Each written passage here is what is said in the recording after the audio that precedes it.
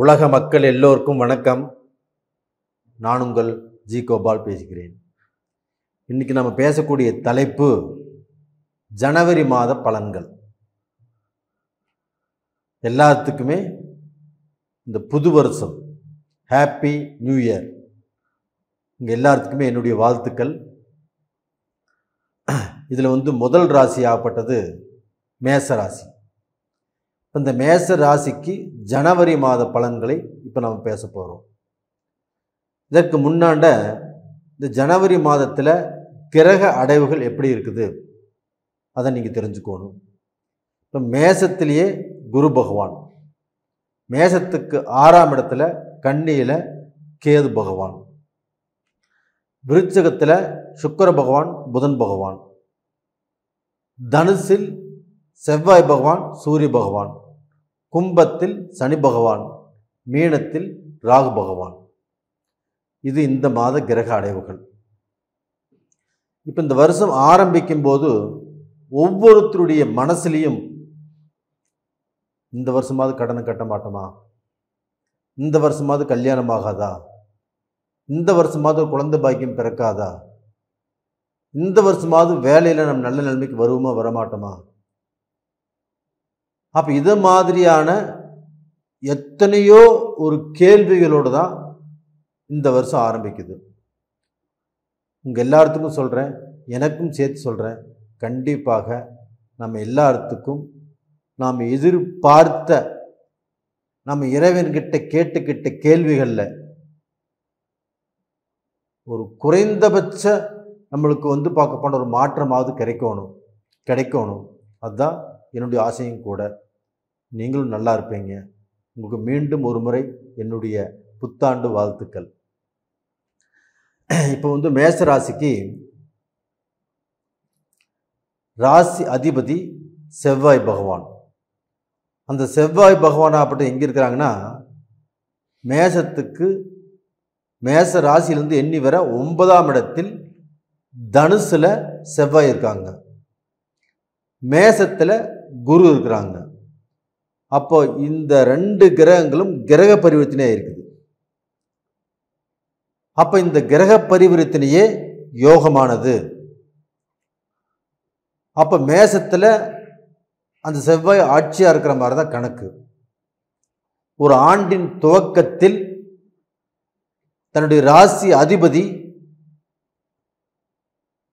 பலமாக சிறப்பாக தன்னுடைய ராசியிலேயே குடியிருப்பது நல்ல விஷயம். அது அல்லாமல் குரு பார்வை அந்த ஸ்தானத்தை பெறுகிறது செவ்வாய் பகவான். இதுதாங்க அருமை, இது அற்புதம். அப்ப இந்த வருடத்தில், இந்த வருட ஆரம்பத்தில் உங்களுடைய ராசிநாதன் நல்ல செழிப்பாகவும் நல்ல புத்திசாலித்தனமாகவும் நல்ல வீரத்தோடும் நல்ல கம்பீரத்தோடும் செயல்பட்டு தன்னுடைய பிரச்சனைகளை குறைத்து கொண்டு தனக்கு இருக்கக்கூடிய பிரச்சனைகளிலிருந்து விடுபட்டு தன்னுடைய வாழ்க்கையில் நாம் ஏதாவது ஒன்று சாதிக்கணும், சம்பாதிக்கணும், வாழ்க்கையில் ஏதாவது ஒரு நல்ல பொசிஷனுக்கு வரணும் அப்படிங்கிற வேகத்தில் நீங்கள் புறப்பட போறீங்க. அப்படி புறப்பட்டு நீங்கள் பார்க்க போனால் அந்த விஷயத்தில் ஜெயிப்பீங்களா? இப்போ இந்த குருவும் செவ்வாயும் பரிவர்த்தனை ஆனதுனால என்ன யோகம் அப்படின்னா, இந்த குரு பகவான் ஆகப்பட்டது செவ்வாய்க்கு சப்போர்ட் பண்ணும், செவ்வாயும் குருவுக்கு சப்போர்ட் பண்ணும். இந்த 2 பேர்த்துடைய அனுகிரகங்கள் ஆகப்பட்டது உங்களுக்கு ஒரு மிகப்பெரிய அதிர்ஷ்டத்தை கொடுக்க போகிறது. அப்போ இந்த 9ஆம் இடம் என்பது பாக்கியஸ்தானம். அப்போ இந்த பாக்கியஸ்தானத்தில் உங்களுடைய ராசி அதிபதி இருப்பதால் கண்டிப்பாக உங்களுக்கு அதிர்ஷ்டம் அப்படிங்கிறது இந்த பாக்கியாதிபதி மூலியமாக கண்டிப்பாக கிடைக்கும். அப்போ நீங்க தொட்ட காரியங்கள், நீங்கள் எதிர்பார்த்த காரியங்கள், நீங்கள் நினைத்த காரியங்கள் எல்லாமே கண்டிப்பாக இந்த பாக்யாதிபதி மூலியமாக உங்களுக்கு வந்து பார்க்க போனால் மனசு நிறைஞ்சு நடக்கும்.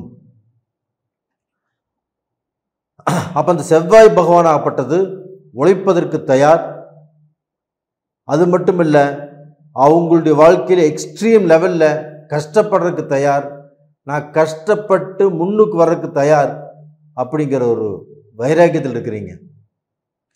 அது பெரிய ஃபேக்ட்ரியாக இருந்தாலும் சரி, சின்ன தொழில் ஸ்தாபனமாக இருந்தாலும் சரி, பல கோடி போட்டு நீங்கள் பிஸ்னஸ் ஆரம்பிச்சிருந்தாலும் சரி, இந்த விஷயத்தில் நீங்கள் வந்து பார்க்க போனால் அந்த இடத்துல நீங்கள் வந்து உழைப்பதற்கு ரெடி.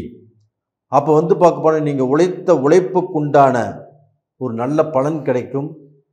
நீங்கள் உழைத்த உழைப்புக்குண்டான ஒரு நல்ல முன்னேற்றம் கிடைக்கும். உங்களுடைய கம்பெனிகளுக்கு ஒரு நல்ல சன்மானம் கிடைக்கும்.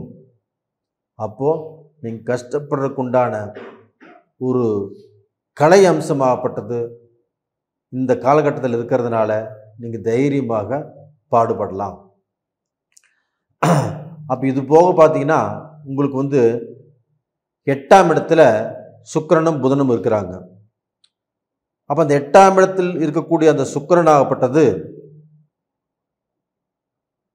ஜனவரி மாதம் 18ஆம் தேதி தனுசுக்கு வந்துடுவாங்க. அப்போ அந்த தனுசும் குருவால் பார்க்கப்படுகிறார்.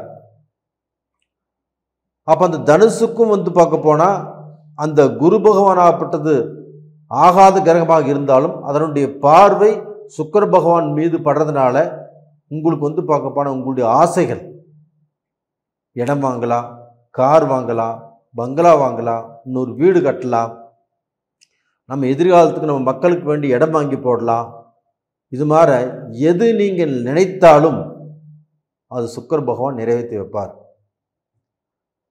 அது மட்டும் இல்லைங்க, நீங்கள் தொலைதூர பயணத்தாலும் வெற்றி அடையக்கூடிய காலகட்டம் வந்தாச்சு. அப்போ மேசராசியில் பிறந்தவங்க ஒரு வெளிநாடு போகணும், ஒரு படிப்பு படிக்கணும், ஒரு பிஸ்னஸ் ஆரம்பிக்கணும், ஒரு ஏற்றுமதி இறக்குமதி தொழில் செய்யணும், இது மாதிரி எந்த விஷயமாக இருந்தாலும் இந்த சுக்கிர பகவானால் கண்டிப்பாக நடக்கும். அடுத்தது பார்த்தீங்கன்னா உங்களுக்கு வந்து சனி பகவான். இந்த சனி பகவான் ஆகப்பட்டது 2.5 வருஷ காலம் அங்கேயே இருப்பார். அப்போ மேசராசிக்கு 11ஆம் இடத்தில் சனி பகவான். அப்போ அந்த சனி பகவான் யாரு? தொழில் காரகன். 11ஆம் இடத்துல லாபஸ்தானத்தில் இருக்கிறாங்க. அப்போ நீங்கள் எந்த தொழில் நீங்கள் ஆரம்பித்தாலும், எந்த தொழில் செஞ்சாலும் அந்த தொழில் மூலியமாக ஒரு முன்னேற்றத்தை அடைவீர்கள். நீங்கள் இதற்கு முன்னாண்ட ஒரு தொழில் செய்யலாம்னு ஆசைப்பட்டு அது நடக்காமல் இருந்திருந்தா கூட இப்போ இந்த சனி பகவானால் கண்டிப்பாக நீங்கள் செய்யக்கூடிய தொழில் விருத்தியாகும். அது போக நீங்கள் உங்களுக்கு வந்து வேலை ஆட்கள் ஆகப்பட்டது இதற்கு முன்னாண்ட சரிவர அமையவில்லை. அப்போ சரிவர அமையவில்லைன்னா இந்த சனி பகவான் ஆகப்பட்டது இப்போ 11ஆம் இடத்தில் இருக்கிறதுனாலையும், பாக்யஸ்தானத்தில் குரு பகவான் இருக்கிறதுனாலையும், செவ்வாய் பகவான் நல்லா இருக்கிறதுனாலையும் ராசிநாதன் கண்டிப்பாக உங்களுக்கு வந்து அந்த வேலையாட்கள் பிரச்சனை கண்டிப்பாக இருக்காது. உங்களுக்கு ஒத்து வராத வேலையாட்களாக இருந்தாலும் இப்போ ஒத்து வருவாங்க. இல்லைன்னா வந்து பார்க்கணும், ஒத்து வராத வேலையாட்களை வேண்டான்னு சொல்லிட்டு வேற புது ஆட்கள் போட்டாலும் உங்களுக்கு வந்து மன நிறைவோடு வேலை செய்வாங்க. ஒன்றும் கவலைப்படாதீங்க. அது போக உங்களுக்கு வந்து குடும்ப வாழ்க்கையில் ஒரு சந்தோஷம் கிடைக்கும், ஒரு மன நிறைவு கிடைக்கும். இந்த சமயத்தில் குழந்தை பாக்கியம் கிடைக்கிறதுக்கு வாய்ப்புகள் இருக்குது. திருமண பந்தங்களாகப்பட்டது இப்போ வந்து உங்களுக்கு நல்லது நடக்கிறதுக்கு வாய்ப்புகள் இருக்குது. அப்போ இந்த காலகட்டத்தில் உங்கள் வீட்டில் சுபகாரியங்கள் நடக்கும், காது குத்து நடக்கும், கல்யாணம் நடக்கும். இது மாதிரி சுபகாரியம், பிறந்தநாள் கொண்டாடுவீங்க. இது மாதிரி சுபகாரியங்கள் நடக்கக்கூடிய அளவுக்கு வாய்ப்புகள் இருக்குது. அதுக்கெல்லாமே எந்த தடையும் வராது. அப்போ வந்து பார்க்க போனால் இன்றைய காலகட்டத்தில் உங்களுக்கு வந்து கிரகங்களுடைய அமைப்பு நல்லபடியாக இருக்கிறதுனால நீங்கள் மீண்டும் மீண்டும் வளர்வதற்குண்டான வாய்ப்புகள் தான் அதிகமாக இருக்குதோ இல்லையோ, கீழே போகக்கூடிய அளவுக்கு வாய்ப்புகள் இல்லை. இப்போ ராகு பகவான் 12ஆம் இடத்துல இருந்தாலுமே உங்களுக்கு வந்து விரைய செலவுகள் கொடுப்பாங்க. அப்போ அந்த விரைய செலவுகள் ஆகப்பட்டது நம்ம சுப விரயங்களாக மாற்றிக்கிறது நம்மளுடைய புத்திசாலித்தனம். கண்டிப்பாக நீங்கள் சுப விரயமாக தான் பண்ணுவீங்க.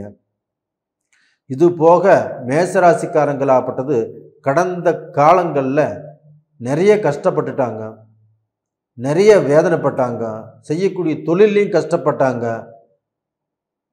நான் என்ன பண்ணுறதுனே தெரியல அப்படிங்கிற அளவுக்கு பயங்கரமான குழப்பத்தில் இருந்தாங்க. அவங்களுக்கு எல்லாத்துக்குமே இந்த ஜனவரி மாதம், இந்த வருஷத்தினுடைய ஆரம்பம் நல்லா இருக்கிறதுனால கண்டிப்பாக நல்லா இருப்பீங்க. சார் நீங்கள் சொல்கிறீங்க எங்களுக்கு நல்லா இல்லை அப்படின்னு சொல்கிறவங்க எத்தனையோ பேர். ஆனால் இந்த பொது பலன் ஆகப்பட்டது ஒரு 30% தான் எடுத்துக்கலாம். மீதி பார்க்க போனால் உங்களுடைய ஜென்ம ஜாதகத்தில் நடக்கக்கூடிய தசா புத்திகள், அப்போ அந்த தசா புத்திகள் தான் நம்மளுக்கு நல்லதை செய்யும், கெட்டதையும் செய்யும். அப்போ நம்மளுக்கு நடக்கக்கூடிய தசைகள் என்ன, அப்போ அந்த தசைகள் ஆகப்பட்ட நம்மளுக்கு சாதகமாக இருக்கிறதா பாதகமாக இருக்கிறதா. அப்போ நீங்கள் பிறந்தது 3 நட்சத்திரம், அஸ்வினி, பரணி, கிருத்திகை. அப்போ இந்த 3 நட்சத்திரக்காரங்களுக்கும் பிறக்கும்போது ஒவ்வொரு திசைங்கிறது உருவாயிருக்கும். இப்போ பார்க்க போனால் ஒவ்வொரு திசை நடக்கும். அப்போ அந்த திசைகள் ஆகப்பட்டது நம்மளுக்கு சாதகமாக இருக்குதா பாதகமாக இருக்குதா அப்படின்னு வேணால் நீங்கள் பார்த்து தெரிஞ்சுக்கோங்க. கீழே 2 நம்பர் கொடுத்துருக்குறோம், அதை பாருங்கள், அதை ஃபோன் பண்ணி கேளுங்க, வாட்ஸ்அப் பண்ணுங்கள், உங்களுக்கு எல்லா விதமான பதிலும் கிடைக்கும்.